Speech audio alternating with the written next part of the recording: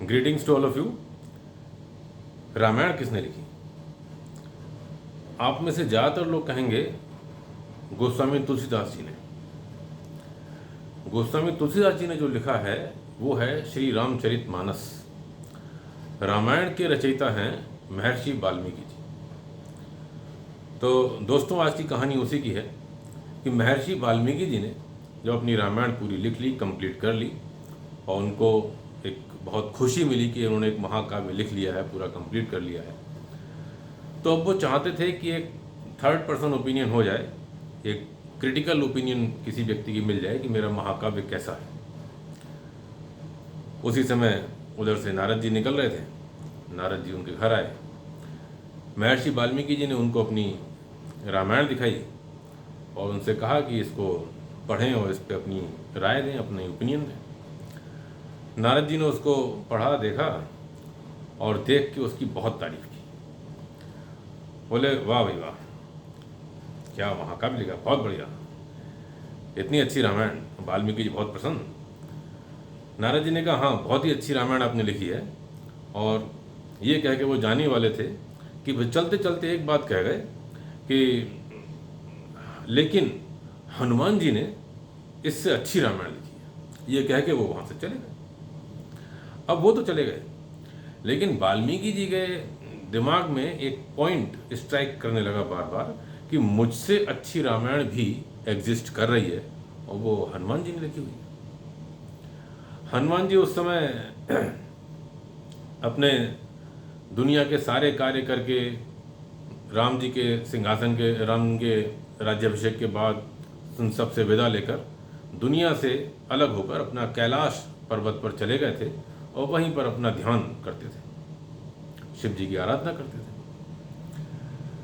वाल्मीकि जी ने सोचा कि एक बार क्यों ना हनुमान जी के पास चला जाए और उनसे उनकी रामायण भी देखें कि आखिर ऐसा उस रामायण में क्या है जो मेरी रामायण सेकंड नंबर पर आ रही है, नारद जी को उनकी रामायण ज़्यादा अच्छी लग रही है।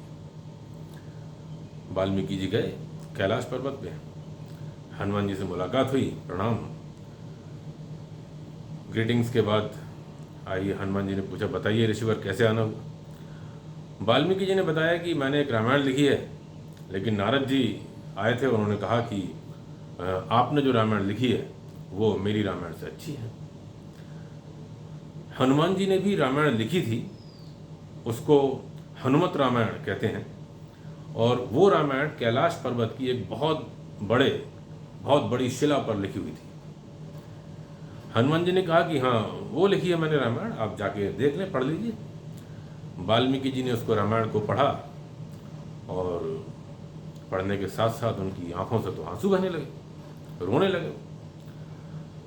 हनुमान जी ने पूछा, क्यों रो रहे हैं ऋषिवर, कोई परेशानी, कोई मुझसे गलती हो गई, मैंने कुछ गलत लिख दिया इसमें, ऐसा क्या हुआ? वाल्मीकि जी ने कहा, नहीं गलती नहीं होगी, रामायण इतनी अच्छी लग रही है मुझे, और मेरे जैसे ऋषि को जब इतनी अच्छी लग रही है तो जब ये समाज इस बात को पढ़ेगा, इस रामायण को पढ़ेगा, तो मेरी रामायण को तो फिर कोई पढ़ेगा ही नहीं, मेरी इतनी मेहनत सब बेकार चली जाएगी। ये तो मैंने इतनी मेहनत से जो महाकाव्य लिखा वो बेकार हो गई।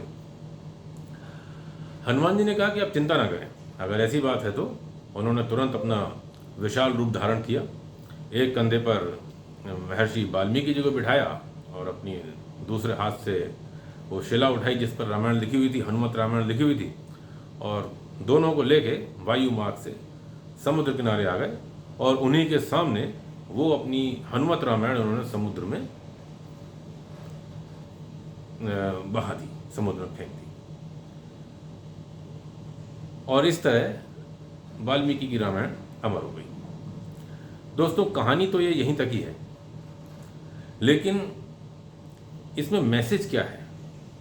और मैं आपको एक बात और बता दूं कि इस कहानी को, कहानी भी नहीं कह सकते, इसको एक एपिसोड कह सकते हैं, कि इस एपिसोड को इतना सुनाकर, इस घटना को इतना सुनाकर कई लोग आपको मिसगाइड भी कर सकते हैं। क्योंकि इस कहानी के बाद कहा यह जाता है, जो लोग बताते हैं कि भाई देखिए, हमें इतना परोपकारी होना चाहिए कि दूसरे के सुख के लिए हमें अपनी मेहनत इसी तरह त्याग देनी चाहिए। जैसे कि हनुमान जी ने अपनी पूरी मेहनत से लिखी हुई हनुमत रामायण, वो उन्होंने 1 मिनट नहीं लगाया उसको सोचने में और समुद्र में बहा दी।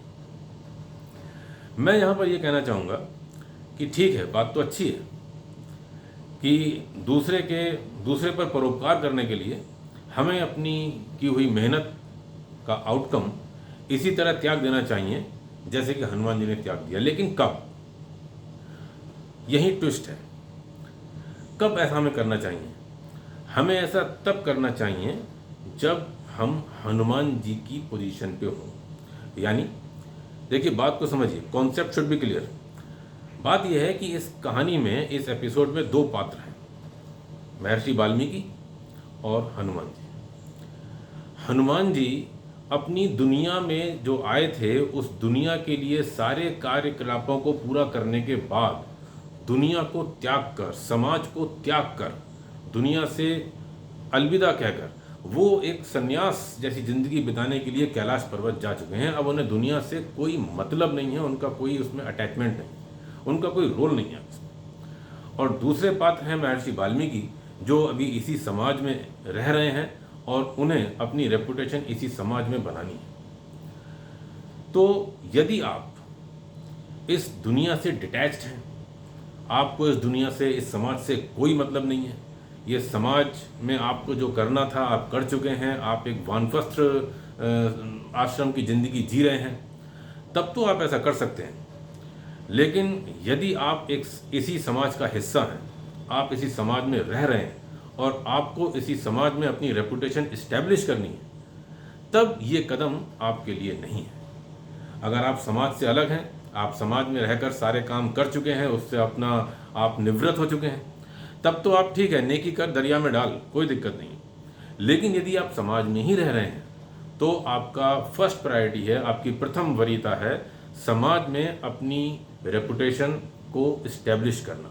और वो आपकी तभी होगी जब आपके किए गए कार्यों को, आपके किए गए किसी भी अच्छे कार्य को समाज जाने, वो सब इसको पहचाने, तभी आपको रिकॉग्निशन मिलेगी।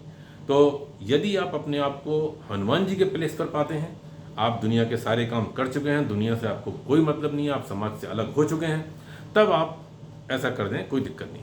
लेकिन यदि आप ऐसा नहीं करते हैं, यदि आप अपने आप को वाल्मीकि जी के स्थान पर पाते हैं, आप सामाजिक प्राणी हैं और समाज में रहकर आपको अपनी रेपुटेशन इस्टेब्लिश करनी है, तब आप अपने कार्य को ऐसे मत फेंक दीजिएगा, उसको रिकॉग्नाइज करवाने के एफर्ट्स पूरे करिएगा। तभी आपको समाज उस कार्य की और उस आपकी अकम्पलिशमेंट की, आपके उस अचीवमेंट की, उसको आपको मान्यता मिलेगी, रिकॉग्निशन मिलेगी। तो इस बात को ध्यान रखें और बने रहें मेरे साथ। Thank you.